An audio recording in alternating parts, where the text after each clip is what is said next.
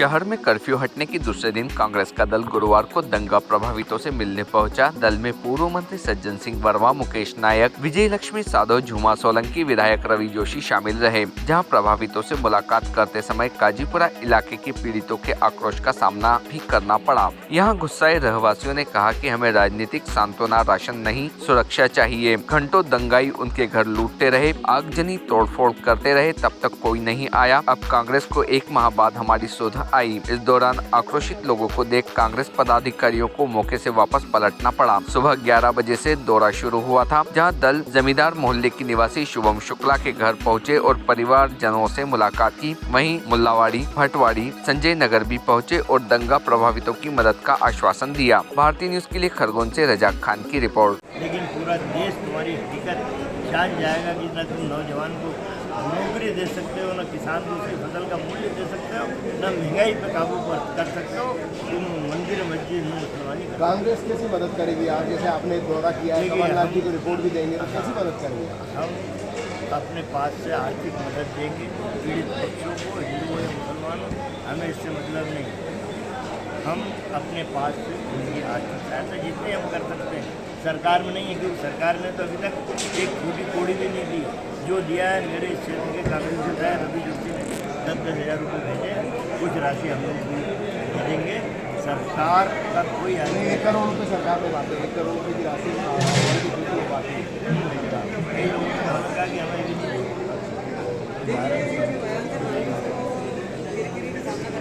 मुर्दाबाद के नारे भी लगे अभी दिग्विजय सिंह के बयान को लेकर कुछ ज्ञापन है। दिग्विजय सिंह जी के बयान तो आप लोग चलाते ही रहते हो, आते ही 1-2 दिन में, और मीडिया को भी अच्छा नहीं लगता है जब तक दिग्विजय सिंह के बयान नहीं आए।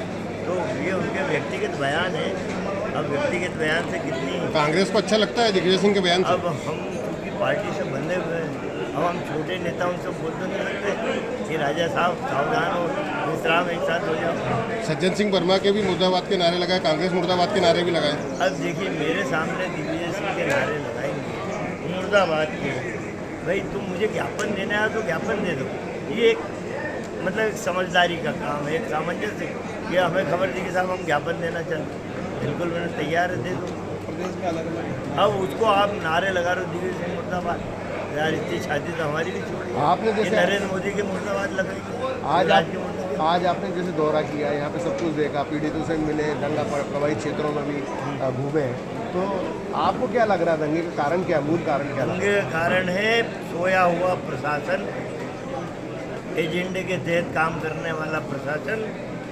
जिस जिले को, जिस शहर को सेंसिटिव घोषित किया हुआ मध्य प्रदेश में, इंटेलिजेंस ने रिपोर्ट दी थी 8 दिन पहले कि यहाँ पे दंगा हो सकता है त्यौहार के समय, तब आपने यहाँ की तमाम सारी फोर्स जिले में अन्य जगह भेज दी।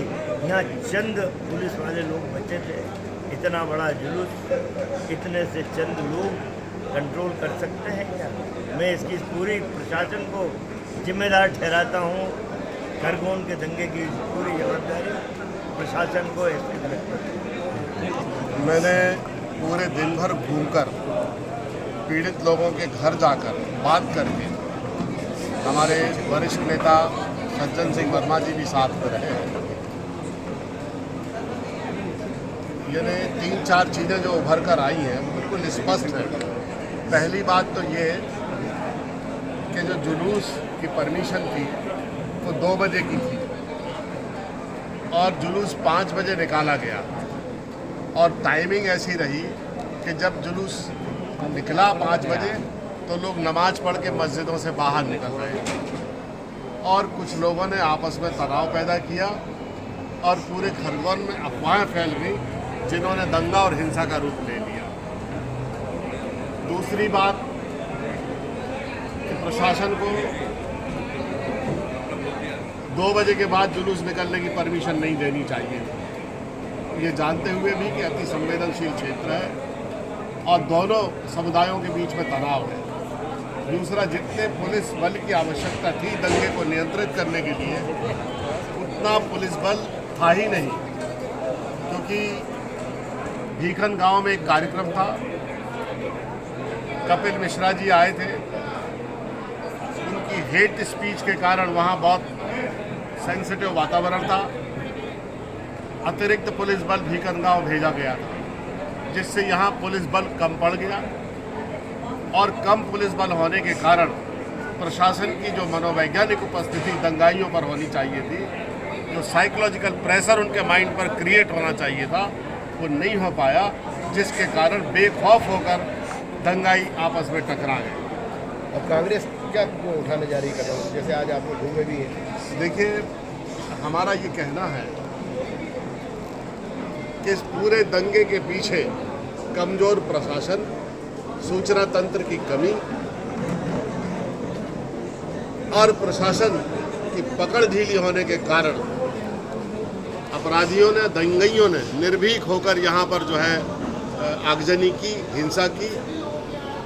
उनको आइडेंटिफाई करना चाहिए, आइडेंटिफाई करके गिरफ्तार करना चाहिए। किसी भी समुदाय का व्यक्ति हो, जो यहाँ पर हुआ है वो क्षमा करने योग्य नहीं है। गृह मंत्री आरोप लगा रहे हैं कि जो प्रतिनिधि मंडल गया है वो पर्यटन के लिए गया है, घूमने गया है। देखिए, सरकार ही पर्यटन पर थी तब ना दंगा हुआ। सरकार ड्यूटी पर होती तो दंगा होता काहे को? खुद पर्यटन पर हैं, खुद ढीले हैं, खुद को कोई पता नहीं है। Subscribe now to most exciting channel ever.